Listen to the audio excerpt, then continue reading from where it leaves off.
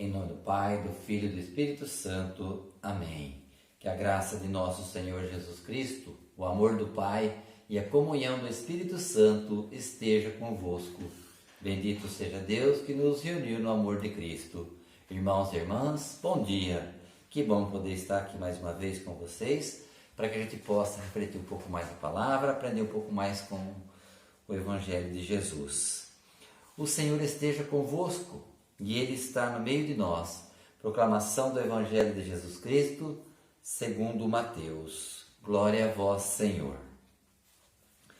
Naquele tempo, disse Jesus aos seus discípulos: o discípulo não está acima do mestre, nem o servo acima do seu senhor. Para o discípulo, basta ser como seu mestre, e para o servo, ser como seu senhor. Se ao dono da casa eles chamaram de Beelzebu, quanto mais aos seus familiares. Não tenhais medo deles, pois nada há de encoberto que não seja revelado, e nada há de escondido que não seja conhecido. O que vos digo na escuridão, dizei-o à luz do dia. O que escutais ao pé do ouvido, proclamai-o sobre os telhados. Não tenhais medo daqueles que matam o corpo, mas não podem matar a alma.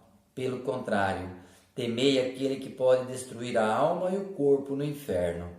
Não se vendem 2 pardais por algumas moedas. No entanto, nenhum deles cai no chão sem o consentimento do vosso Pai. Quanto a vós, até os cabelos da cabeça estão todos contados. Não tenhais medo, vós valeis mais do que muitos pardais. Portanto, todo aquele que se declarar a meu favor diante dos homens, também eu me declararei em favor dele diante do meu Pai que está nos céus. Aquele, porém, que me negar diante dos homens, também eu o negarei diante do meu Pai que está nos céus. Essas são para nós palavras de salvação. Glória a vós, Senhor. Esse Evangelho Jesus vem alertar os discípulos diante daquilo que ele ensina aos seus discípulos, daquilo que é sagrado, daquilo que é de Deus, diante daquilo que é do mundo, diante das tribulações que eles iriam enfrentar, iriam passar no sair para evangelizar. Então Jesus aqui deixa bem declarado para os seus discípulos que ninguém precisa ser maior que o outro, ninguém precisa ser melhor que o outro. Diante de Deus temos todos o mesmo valor. Por isso que nós, enquanto vivemos aqui na terra, nós temos o nosso prazo para buscar cada vez mais a nossa purificação, para buscar cada vez mais a nossa santidade. Jesus vem falando para ele, e ainda Jesus vem dando alguns exemplos de que aconteceu com ele, que ainda ele fala: se ao dono da casa eles chamaram de Beelzebu, quanto mais os seus familiares. Então Jesus quer dizer para eles que os pagãos, as pessoas que é ateu, as pessoas que não têm uma crença, que não têm um Deus, elas não vão nunca conseguir entender o nosso palavreado, nunca vão entender o nosso modo de agir, o nosso modo de falar de Deus. Então, há sempre essa controvérsia. Por que a nossa igreja ela é tão atacada? Não se ouve falar que atacou uma igreja daqui, outra igreja de lá ou qualquer outra igreja, mas a igreja católica ela é perseguida. Por quê? Porque a igreja católica tem alicerce. A igreja católica é uma igreja completa, é uma igreja que tem o Pai, o Filho e a Mãe e o Espírito Santo. Então, isso aqui resume e incomoda aqueles que não aderem à nossa doutrina. Então as pessoas ficam confusas, as pessoas ficam agressivas, as pessoas ficam querendo derrubar.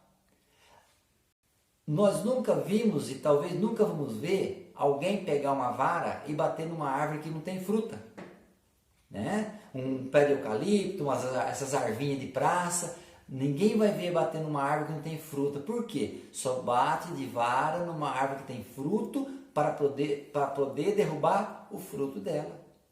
Então veja bem, se nós sofremos qualquer ataque, qualquer ação contra a nossa igreja, contra o nosso modo de buscar a Deus, é porque isso incomoda aqueles que não tiveram a graça de conseguir buscar. E Jesus, nesse evangelho, ele vem dizer muito mais. Não tenhais medo daqueles que podem matar o corpo, mas não podem matar a alma. Mas tenham medo daqueles que podem matar a alma. Isso é um alerta muito importante. Por quê? Porque as pessoas, vamos supor um exemplo, um ladrão, um bandido, ele entra numa casa ou na rua, ele mata uma pessoa para roubar. Esse é menos agressivo. Por quê? Porque ele matou o corpo, mas aquela alma, ela tem toda a possibilidade de ir para Deus. Agora, existe aquelas pessoas que mata a alma da pessoa. Jesus vai dizer no outro evangelho: ai daqueles que levaram dos meus pequeninos para o mau caminho. Melhor que ele tivesse amarrado uma pedra de moinho no pescoço e se jogado no mar. E o pior disso tudo, que muitas vezes essa pessoa que pode matar a alma, nós mesmos trazemos para dentro das nossas casas, que é a televisão, o computador e o celular de mau uso. A televisão é um aparelho ótimo? É. Por ele a gente aprende muitas coisas boas, pregações, missa, momento de oração. O computador também tem esse meio, o celular, sendo usado adequadamente. Agora, esses três aparelhos sendo usados de forma indevida, e dentro da nossa casa nós conseguimos matar a nossa alma. E aqui ele vem dizer, bem claro, Jesus, temei aquele que pode destruir a alma e o corpo no inferno. Esse é o perigoso. Então, nós temos que estar sempre alerta. Por quê? Porque nós somos seres humanos, nós temos nossas limitações, somos fracos diante do pecado.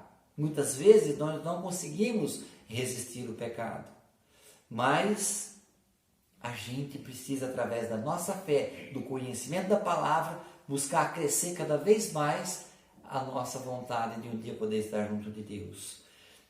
E ele vem falando mais a questão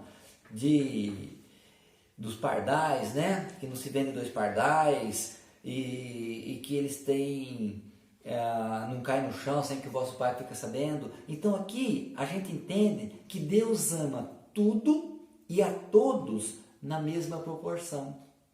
Tudo aquilo que ele criou, os pássaros, as árvores, os animais, o homem, ele ama tudo, porque tudo é criação dele. Agora, o homem, através da inteligência, ele usa maliciosamente para o mal. Muitas vezes dentro de uma firma, quantas pessoas que às vezes pisam por cima das outras para poder conseguir um cargo melhor, uma posição melhor, para poder obter um salário melhor. É um ser humano. E quantas vezes a gente ouve pessoas dizer, eu não acredito em Deus. O que é Deus para você? O que você me fala de Deus? Aí a gente vê como que tem as pessoas que buscam a Deus e aquelas que não buscam a Deus. O pior daquelas que não buscam a Deus é aquelas que ainda renegam a Deus.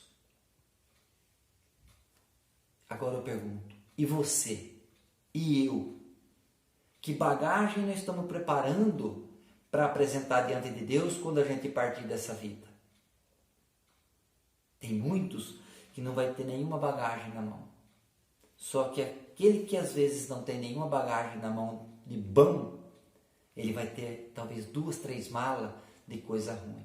Porque aquele que não consegue praticar o bem, aquele que não consegue buscar uma vida santa nesta vida, não se sabe se vai conseguir na vida futura.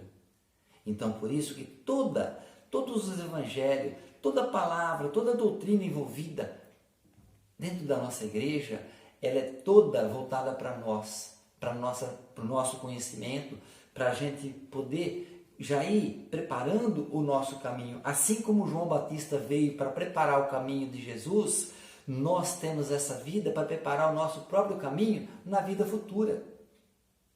Porque ninguém vai conseguir ser santo nesta vida. Isso é claro, que todos os santos que a gente conhece, eles foram santificados após essa vida. Então a morte a gente tem ela como uma passagem. Agora, quando a pessoa morre de morrer, aí então é muito dolorido, porque jamais ela vai alcançar a santidade e fazer parte do reino de Deus. Que essas palavras possam nos trazer cada vez mais o ânimo, a vontade, o desejo de procurar seguir os ensinamentos de Jesus, para que a gente possa estar um dia face a face com Ele. Louvado seja nosso Senhor Jesus Cristo, para sempre seja louvado. O Senhor esteja convosco e Ele está no meio de nós. Por intercessão de Maria, nossa Mãe Santíssima, Santa Rita de Cássia, desça sobre nós a bênção de Deus Todo-Poderoso, o Pai, o Filho e o Espírito Santo. Amém.